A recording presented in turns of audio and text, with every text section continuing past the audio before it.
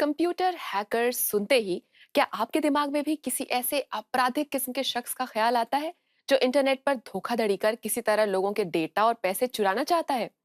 पूरी दुनिया को ऐसे हैकर से खतरा है और साइबर अपराधों को रोकने के लिए तमाम कोशिशें भी हो रही हैं।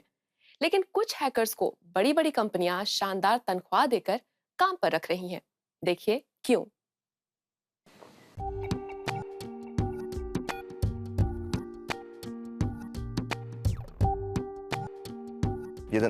हम इन्फॉर्मेटिक्स स्टूडेंट्स हैं, हैकर हैं और दुनिया को बदलना चाहते हैं। हैकर ऐसे लोग होते हैं जो पराये कंप्यूटरों में दाखिल हो जाते हैं, लेकिन इन दोनों के इरादे बुरे नहीं। 21 वर्षीय हैकर जोड़ी बाउंटी हंटर है। वे उद्यमों के लिए सुरक्षा खामियों को खोजते हैं, डाटा बैंक या प्रोग्राम में पाए जाने वाले बग। बग बाउंटी के क्षेत्र में फायदेमंद कंपनियां हैं फेसबुक, गूगल या ट्विटर, शायद पेपल भी। हालांकि आपको अंदाजा लगाना होता है कि वहां कितनी खामियां मिलेंगी और उस पर कितना वक्त खर्च होगा, और ये भी कि मैं कितना कमा पाऊंगा।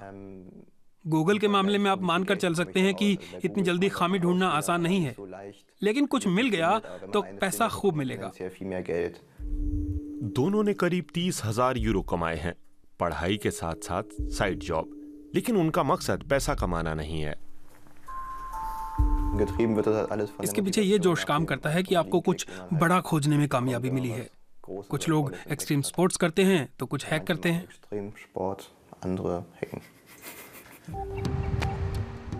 ये भी, लेकिन ये 30 साल पुरानी बात है। साइबर सिक्योरिटी बड़ा मुद्दा है, इसमें लाखों का नुकसान हो सकता है। मार्कुस श्माल डॉयचे टेलीकॉम में आईटी सुरक्षा के प्रभारी हैं। पिछले 3 साल से वे खुद हैकरों की भर्ती कर रहे हैं। अब तक उन्हें 1,500 सुझाव मिले हैं, जिनकी मदद से वे अपने सिस्टम की खामियों को समय रहते दूर कर पाए हैं। इससे पहले कि कोई दूसरा ऑनलाइन स्टोर में कीमत बदल दे या फिर डेटा बैंक से ग्राहकों की जानकारी चुरा ले। हम समस्याओं का सामना कर रहे हैं। 100% सुरक्षा संभव नहीं है, भले ही सिस्टम कितना अच्छा हो। सिस्टम इंटरनेट में है और हमलावर हर समय ऐसा कर सकते हैं। इसे रोकना संभव नहीं, लेकिन हर जानकारी के साथ मैं हमले की संभावना और खामियों को कम करता हूं। दोनों हैकर पाडरबॉर्न यूनिवर्सिटी में पढ़ रहे हैं। उनका अब तक का सबसे बड़ा कारनामा था ऑनलाइन पेमेंट कंपनी पेपाल। उन्होंने पता लगाया कि उसके सोर्स कोड में एक लॉक नहीं था। ये लॉक इस बात को रोकता है कि कोई पेपाल सर्वर से डाटा डाउनलोड कर सके। यह सूचना देने के लिए उन्हें 15,000 यूरो मिले। मामला किसी कंप्यूटर सिस्टम में 0 और 1 का नहीं है, डेटा बैंक का भी नहीं, बल्कि असली दुनिया में उसके असर का है। यदि आप सोचें कि किसी पंपिंग स्टेशन को ठप कर दिया जाए या किसी लाइट को कंट्रोल किया जाए, जब आप स्मार्टफोन की बात सोचें तो असली दुनिया पर भारी असर डाला जा सकता है, और ये असर उससे कहीं खतरनाक है जो ग्राहकों के डेटा की चोरी से होगा। वहीं श्माल सिर्फ अपने हैकरों पर भरोसा नहीं करते। उनकी कंपनी डॉयचे टेलीकॉम ग्राहकों में अपनी साख गंवाना नहीं चाहती, इसीलिए वह खुद नेट में होने वाले हमलों से बचाव के लिए सुरक्षा सॉफ्टवेयर बेचती है। इन हमलों का रूप रोज बदल रहा है।